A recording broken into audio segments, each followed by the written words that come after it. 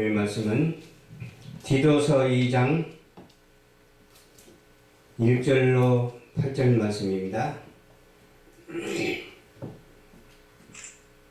디도서 2장 1절로 8절 말씀.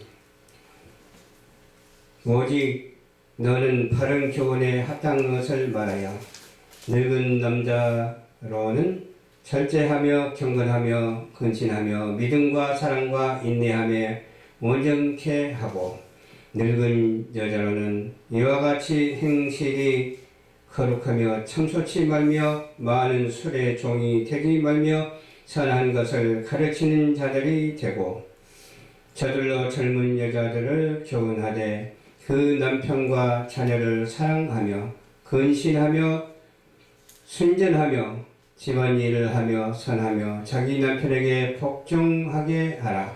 이는 하나님의 말씀이 회방을 받지 않게 하려 함이니라.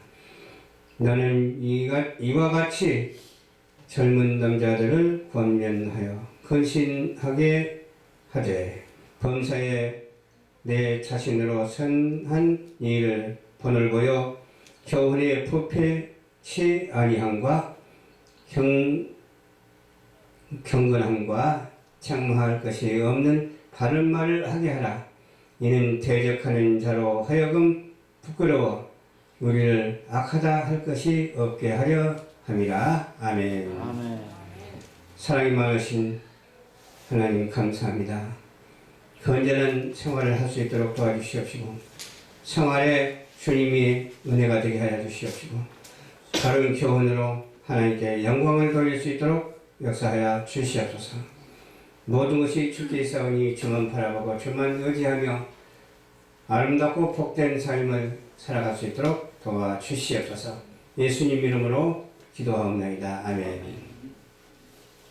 네, 오늘 본문 말씀을 중심으로 해서 건전한 생활에 대한 교훈 말씀으로 은혜를 나누고자 합니다. 교훈하면은 어떤 교훈이 있습니까? 세상의 교훈이 있고 또 하나님의 교훈이 있습니다. 여기에는 바른 교훈과 바르지 못한 교훈이 있다는 것이죠. 그래서 교훈에 합한 것을 말하는데 늙은 남자라고 이렇게 나오죠. 늙은 남자, 연세 많은 남자를 가르쳐서 말을 하는데 어떻게 교훈을 하냐면 절제하라고 그랬어요. 또 경건하라고 했어요. 근신하라고 했고 믿음과 사랑과 인내함에 온전케 하라. 믿음, 소망, 사랑이 우리에게는 늘 있어야 되겠죠. 늙은 남자가 나오는데 또 여기 늙은 여자가 나오네요. 늙은 여자는 행실이 거룩해야 된다고 했어요. 또 참소치 말아야 된다고 그랬어요. 또 술도 먹지 말아야 된다고 그랬어요. 또 여자가 술 먹으면 또 그렇잖아요. 남자도 먹으면 안 되지만 여자가 술 먹으면 또 안 되잖아요. 술의 종이 되지 말며 선한 것을 가르치는 자들이 되고라고 이렇게 말씀을 해 주셨는데 선한 것 가르치기가 더 쉬워요. 악한 것을 가르치기가 더 쉬워요. 그러니까 사람 따라서 다르겠죠. 악한 사람은 악한 것을 가르치기가 쉽겠고 또 본디 선한 사람은 선한 것을 가르치기가 쉽죠. 저들로 젊은 여자들을 교훈하되 그랬어요. 그러니까 남자들도 여자들에게 교훈하고 여자들도 여자들에게 교훈하되 어떤 지위에 있는 사람이 연세가 많은 지위에 있는 사람이 또 연세가 적은 젊은 여자들에게 교훈하되 남편과 자녀를 사랑하라. 여자들이 남편을 사랑하지 않으면 안 되죠. 존경하고 사랑해야죠. 그리고 자녀들을 사랑하라. 그 두 부부간에 생겨난 자녀들을 물론 사랑해야죠. 사랑의 은사를 받아야죠. 또 젊은 여자들을 교훈하되 남편과 자녀를 사랑하며 근신하라. 그 말은 상가할 것은 상가해야 된다는 거예요. 막 아무렇게나 행해서는 안 된다는 것이죠. 또 순전해야 된다고 말을 했어요. 순전은 어떤 순이냐? 양순하고 온전해야 된다 그 말이에요. 순하고 온전해야 된다. 순전하고 집안일을 잘해야 돼요. 집안일을 하는데 악하게 집안일을 잘하는 것이 아니라 선하게 집안일을 잘해야 돼요. 너무나도 당연한 말이죠. 선한 것이 우리에게 필요하지 악한 것이 필요하지 않기 때문에 그래요. 악한 것들을 갖다가 필요로 여기는 사람이 있다면 사단의 지배를 받는 사람이죠. 선한 것을 필요로 느끼고 실천하는 사람은 선하고 인자하신 거룩하신 하나님께서 역사하는 거예요.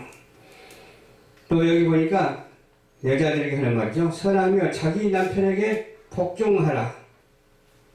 복종하라 그랬어요. 복종하라. 무슨 그런 말도 다 있어? 이렇게 생각할 사람도 있겠죠. 근데 성경이 이렇게 나와 있잖아. 남편에게 복종하라. 뭐 잘못된 것은 아니잖아요. 그런데 복종커녕 순종커녕 배반하며 조급하며 싸우는 사람이 있어요. 부부간에. 그러면 안 되겠죠? 하나님의 말씀을 해방하지 않게 하려 함이라 그랬죠. 남자도 역시 하나님의 말씀에 해방하면 안 되고 여자도 역시 하나님의 말씀에 해방하면 안 돼요. 젊은 여자들이나 젊은 남자들이나 젊은 아이나 젊은 여자나 할 것 없이 다 마찬가지예요. 하나님의 말씀에 해방을 받지 않게 하기 위해서는 누가 어떻게 해야 돼요?